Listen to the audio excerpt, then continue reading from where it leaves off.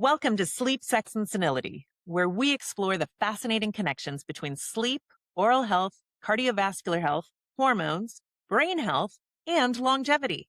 I'm Dr. Kathleen Carson, an oral systemic focused dentist. And I'm Dr. Ellie Campbell, an integrative physician focused on prevention and healthy aging.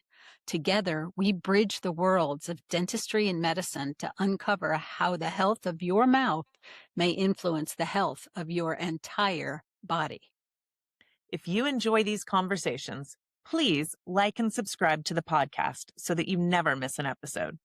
And if you'd like to stay up to date on new episodes, emerging research, and practical health insights, visit our website and sign up for our monthly newsletter using the link on our homepage. Now, let's dive into today's conversation.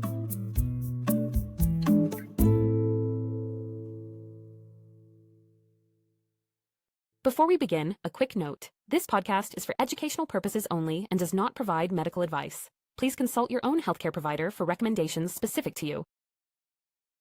Welcome back to Sleep, Sex, and Senility, where we connect the dots between oral health, sleep, inflammation, hormones, brain health, and everything in between. I'm Dr. Kathleen Carson, an oral systemic focused dentist and the founder of Oral Vitality. And I'm Dr. Ellie Campbell, a double board certified physician practicing family medicine and integrative medicine. And today's episode starts with something I hear all the time. Now, Kathleen, it seems like social media is obsessed with nasal breathing right now. Close your mouth, breathe through your nose, stop your mouth breathing. And while all of that sounds great, I think that there's millions of people listening and thinking, but I can't. I'd love to breathe through my nose, but I just can't. It's too stuffy. So what do I say to the person who's been told over and over that nasal breathing is important, but they genuinely struggle to do it? Well, the first thing I like to tell them is you're probably not failing, you're compensating. And you know what? That's a different conversation because most people who chronically mouth breathe didn't wake up one day and just decide that that's how they're going to do it. It's their body finding a workaround. And the real question is, why are you mouth breathing? Why isn't your nose working well enough to be your primary airway? So let's start there. Why does it matter so much? Why is it not just enough to breathe through your mouth? Air gets in either way. Yeah, but your nose isn't just a hole. It's actually an organ. It's designed to filter air, warm air, humidify air, trap particles. It's the start of our immune system, and it helps regulate your airflow. So when your sinuses also produce nitric oxide. We've talked about that in prior episodes, and that helps support your oxygen delivery, your circulation, your immune function. And then when we breathe through our mouths, we bypass all of those advantages, and the body can survive that way, but it's just not its preferred design on how to function. So one of the most fascinating things that you've taught me is that noses can actually get worse at being noses. Can you explain that? Yeah, that surprises almost everybody. So most people understand, muscle deconditioning. If you stop exercising, your muscles weaken. Well, something actually happens similar in nasal breathing. So inside your nose, there are these structures called turbinates, and they're dynamic tissues that help regulate the airflow. So when your airflow moves through the nose regularly, those tissues, they stay responsive. But when someone spends years breathing primarily through your mouth, your system can become less efficient. The tissues in your nose stay swollen, your nose feels more blocked, and that makes you mouth breathe even more. So that actually perpetuates this cycle. Yeah, so congestion begets more congestion. Exactly. It's a vicious cycle. Congestion leads to mouth breathing, leads to less nasal airflow, which leads to more congestion and more mouth breathing. In fact, I tell patients, people that structurally get things fixed in their nose because they couldn't breathe through it. For example, my nephew had a terribly deviated septum, physically couldn't breathe through his nose no matter how hard he tried. So he got the septum straightened and fixed. Things opened up in there. But the problem is habitually he'd been mouth breathing his entire life. So just because you open up the ability to do it doesn't mean you're automatically going to need to do it. So you have to train yourself. But the encouraging news is that many, many people, once you start training yourself, that cycle can be improved. Okay, so that's really good news. Not every stuffy nose is stuck being stuffy forever. But What are some causes? What starts this thing in the first place? Why do people struggle with this nasal breathing at the beginning of their cycle? So I think about it in three categories. One, inflammation, like we just talked about. Two, structure. And three, function. So you have to Okay. have the structure to be able to breathe through it. You have to teach yourself the function, and then we need to keep that inflammation down. So the first category that I mentioned, swelling and inflammation, that could be allergies, it could be Yeah. sinus infections, environmental irritants, chronic congestion, even rebound congestion, because you can overuse certain nasal sprays out there, but these conditions are often reversible. And if we reduce that inflammation, your airflow is going to improve. Yeah. So I think this is a place where a lot of people get stuck. I mean, I am blessed. I don't believe I've ever had a sinus infection in my life, right? I know I'm an anomaly. That's not true for a lot of people.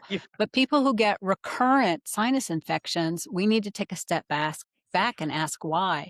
Because Wow. Mayo Clinic did this fascinating study, a little bit cruel, but fascinating, where they took people with chronic recurrent maxillary sinusitis, infection in their sinuses, and they drove a needle up through their jaw, through their lip up into their sinus and sucked out the pus and looked at it under the microscope and cultured it and discovered that over 90 of patients with chronic sinus infections had a mold or a fungus in the bottom of their sinuses.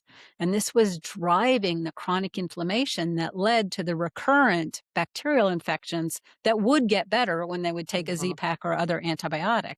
So it fixed the acute problem, but it never fixed the chronic mold that was underlying their sinuses.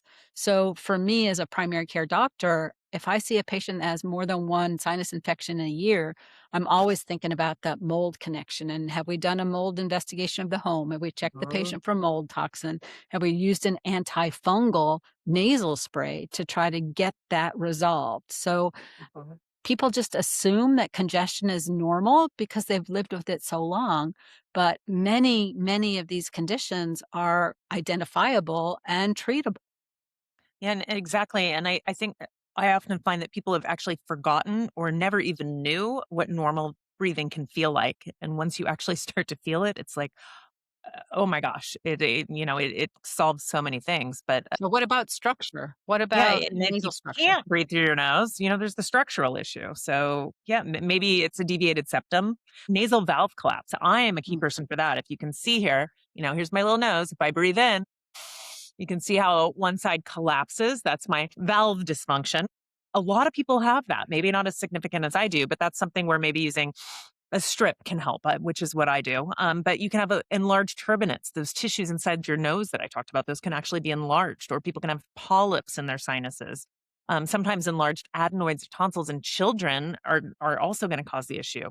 Sometimes we need to rope in that ENT. The stats that I have read, if I'm remembering correctly, is when people have structural issues, about 80% of the time, with changes to function and exercises, we can find workarounds to help people breathe better. Like for me, I can do some workarounds, but then there's other times where no matter what you do, you're not going to be able to breathe through your nose. So you got to go see that ENT. You might have to have a surgical procedure. So sometimes that's appropriate, sometimes not. The key is knowing the difference. Yeah, because no amount of breathing exercise is gonna straighten a deviated septum, and Right. You no can't. amount of breathing exercise or surgery for a nasal polyp that was caused by an undiagnosed food allergy is Right. going to keep that polyp from coming back. So, you really have to know what the difference is and what you're dealing with. Yeah. And then the third category, is function. Because to my point, if just because you can breathe through your nose properly doesn't mean you are. That's the function part, and it's the one that most people rarely hear about. I actually did a little mini TED talk on exactly this. If you Google my name and TEDx, you'll see my breathing TED talk. It's structure, function, and discipline are my three categories in that. And so the function part, your nose might be capable of breathing, but if you haven't used it effectively in years and you have habitual mouth breathing or poor tongue posture, if it's down, your tongue should be up, suctioned against the roof of your mouth. But you can really only live that way if you can breathe through your nose. You might have poor breathing patterns or that nasal disuse we talked about. So this is where retraining becomes important. Yeah, and it's easy, I think, for medical doctors to miss this piece because Mhm. every anatomy book that I have ever seen has the tongue in the floor of the mouth. Yeah. I never saw an anatomy book where the tongue was on the roof of the mouth where it's supposed to be. So it's easy for us to get miseducated in Mhm. what a normal function of the airway is supposed to look like. And I think that there's a childhood connection here because a lot of these things started early in development, doesn't it? Yeah, very early. I see parents all the time that tell me, they come to me because their kid always has their mouth open, but that's not usually the problem. That's the clue. The question is, why is it open? Is it allergies? Is it enlarged adenoids or tonsils? Are they congested all the time? Do they have airway issues? These children deserve answers, not just reminder to shut their mouth. Yeah. And if it's super acute and smelly, they probably stuck a peanut up there. So That does we've happen. had that happen too. So let's say someone is listening right now and their nose always feels stuffy and they're a chronic Afrin user. Where do they start? You can start simple. You usually don't need a surgery consultation day one, but you do need a plan. So I often recommend saline rinses. For example, I've got one of my favorites right here. It's clear.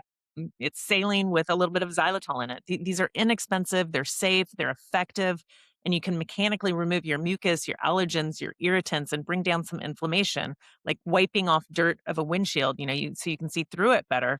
So I'll just give you a brief. A lot of times people use these sprays improperly. They go up their nose like this towards your brain. That's actually not how the nose works. The nose goes back. So when you're using sprays like this, you want to take it and angle it in and back and make sure you close the other side.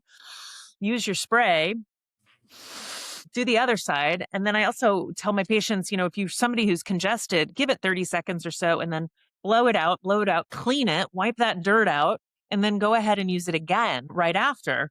But if you do it right before bed and you're somebody that's pretty congested, you might want to do it a little earlier than that because you might be going to sleep with some serious drip down your throat, which can be kind of uncomfy. But start there. Start with a simple saline rinse or a saline and xylitol rinse because a lot of times inflammation is the major piece. Another thing to look at is allergy management. Do you have allergies? We've talked in the past. Maybe give us a really quick reminder, Ellie, of some of the really good allergy assessments that are out there. Yeah, so certainly we can send you to the allergist and they can do pinprick testing and use those little needles and poke your back and your arms with all these different allergens and see if you develop a wheel and flare. It looks like a giant mosquito bite, itchy as can be. And oh gosh, you have allergies. But there's maybe some easier ways that the primary care people can manage without having to send you off to the allergist. And in my office, we frequently will do blood tests looking for seasonal and perennial allergens, trees and grasses and mold and dust mites and cat dander and horses and all the things. And then if you come up and foods as well. And if you come up with foods and environmental allergens that you're sensitive to, I can refer you to the Mhm. allergist for allergy shots. But in today's day and age, many people find themselves too busy to go to the allergist every week for allergy shots. So we offer instead slit therapy, sublingual immunotherapy. It's allergy drops, little serum that you put under your tongue, depending on the company, 1 to 3 times a day, depending on the company, 2 to 5 years of continuous treatment that you carry with you. You take it on vacation, you take it to work, you treat your allergies and desensitize because we make these solutions stronger over time. And once you're desensitized, after your course of treatment is done, you may be symptom free for 5 to 10 years after your treatment. So it's a really lovely way to manage allergies for people who suffer significantly from allergy symptoms and nasal stuffiness. Yeah, and I think the key there, like you said, is the consistency. A lot of people give up after just a few days of trying, to improve their nasal breathing. You got to stick with it for several weeks minimally to see any Right. benefit. For a lot of people, reduce the triggers that get you stuffy. Sometimes people might need a short course of like nasal steroids, but you want to look into when that might be appropriate because it's not a continual use all the time thing. Look at your air quality in your house, humidification. There's a lot of treatments out there that we can do. And air filters, that's also a huge Mhm. thing, and avoiding dust collectors in your house. If you have an allergic kid, you should not have mini blinds in their bedroom. Those are Hmm. terrible dust collectors, and so we wanna get rid of the mini And that blinds, we wanna hamster. put up old-fashioned curtains or pull down shades that can be wiped very easily and don't collect dust. We get to have 1 or 2 favorite stuffed animals in the bed with us, but we don't have 6 shelves of stuffed animals all collecting dust, triggering the Oh, kids' breathing problems. So, right. simple solutions sometimes, they sound obvious, but they're often not, but you do have to Hmm. practice your nasal breathing, right? We Right. don't go to the gym 3 times in 1 week and go, "Well, geez, I didn't get any stronger. I'm not any better. I guess that didn't work." Right? Right. Same for nasal breathing. Right. You do. And once the nose is open enough to use it, we need to start using it. Even if it's just starting with a few minutes at a time, while you're reading, while you're watching TV, while you're working on your computer, where you're out for a walk. I'll tell my patients, use the rinses, get into the habit. Once it's open, for me, I have to use a little strip that props it open. Then maybe you want to add in something like mouth tape. I've got one here that has a little vent hole in it. And it's actually a breathable fabric. You're not going to suffocate yourself. Just a reminder. You've got to retrain your habit of keeping your mouth closed if you're not in the habit of doing that. Your body's not gonna just know to do it. Eh So ideally, lips together, teeth slightly apart, tongue resting up against the roof of your mouth. And many people haven't been taught that. I actually have a sticky pad that I give out to my patients with my little home care kit. Their rinse, their tape, their strips. And on that sticky pad, it says lips together, teeth slightly apart, tongue up against the roof of your mouth. And like, you're not gonna remember. But then once you do create that habit, that's what it takes to retrain. Yeah, so you touched on it, but we can't do this whole episode without spending more than a few minutes on why do people tape their mouth shut, and should people tape their mouth shut? Well, like I just said, you don't want to tape it shut until you figure out why it's open in the first place. That's the key. So if you have untreated nasal congestion or sleep apnea, mouth tape can make things worse. So the internet tends to treat mouth taping as like the first step.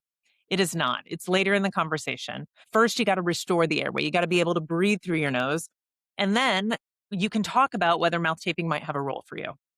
So, how long should somebody try some of these DIY solutions before they go seeking a professional evaluation? That's true. If you've been consistent for a few weeks, I usually will tell my patient, try this for 30 days. I give them a whole like 30-day kit. Let's work on this for 30 days, breath work, habit training, nasal clearing, all of that. And if you're finding benefit, great. But if you've given it that 1 month try, it's really time to go find more information. There might be a structural issue. Maybe you have more of a significant valve collapse or a deviated septum. Sleep apnea complicates things. And, there could be so many other things that we're missing, polyps. You really you don't want to force yourself to suffer through breathing through a blocked nose. You've got to understand why it's blocked. Yeah. Yeah, sometimes that we go to that CAT scan and see if we can figure out structurally, is there a problem that needs fixing? And typically, I'll start there with my patients too. I don't just hand them this without looking at that. And I think most airway dentists will do the same thing. We take that CT scan, we have an idea of what structures we're working around. So we're not going in blind. I'm talking about if you're at home doing this, but visiting that airway dentist, they can really do a big picture and look at that CT scan and see some of those structural limitations. And just the other day, I had a patient who told me that they hadn't breathed through their nose in 20 years. And he just assumed that he couldn't do it. But once we addressed the inflammation, we worked on the breathing habits, we improved his nighttime congestion, we looked at the structural issues, things do change. I'm a good example of that as well with my nasal valve collapse, and I had some sinus congestion issues. And, when I was first figuring out what was going on back in school, I started working on all of this, and I hadn't used my nose properly in quite a long time. But once you start recreating that habit, it's amazing how things open up and how much better you feel. Yeah. So, if you can't comfortably breathe through your nose, it's not a character flaw. It's not a lack of discipline. It's information. It's your body telling you something. It's a signal that you need to listen to. And when you pay attention, then you can start to ask the right questions that may bring you to a healthcare professional. Yeah, because if nasal breathing has always been hard for you, pay attention. When does it happen? Is it one side? Is it both sides? Try these simple measures to try to reduce your inflammation, assess your sleep, and then consider an airway or an ENT evaluation if it's not improving. because breathing through your nose, it should not feel like a full-time job. Thank you so much for hanging with us to the end of this episode. We appreciate your attention and we hope you've learned something useful for yourself or for someone you love. Thanks for listening. I'm Dr. Ellie Campbell. And I'm Dr. Kathleen Carson. Thank you so much for joining us for this episode of Sleep, Sex, and Senility. If you enjoyed today's conversation, please like, subscribe, and share the podcast with a friend. Visit our website at sleepsexandsenility.com to sign up for our monthly newsletter using the link on our homepage. New episodes drop every Tuesday. Until next time, keep connecting the dots and remember, what happens in your mouth doesn't stay there. I'm Dr. Ellie Campbell. And I'm Dr. Kathleen Carson. Nanoverse Media, making the world smaller.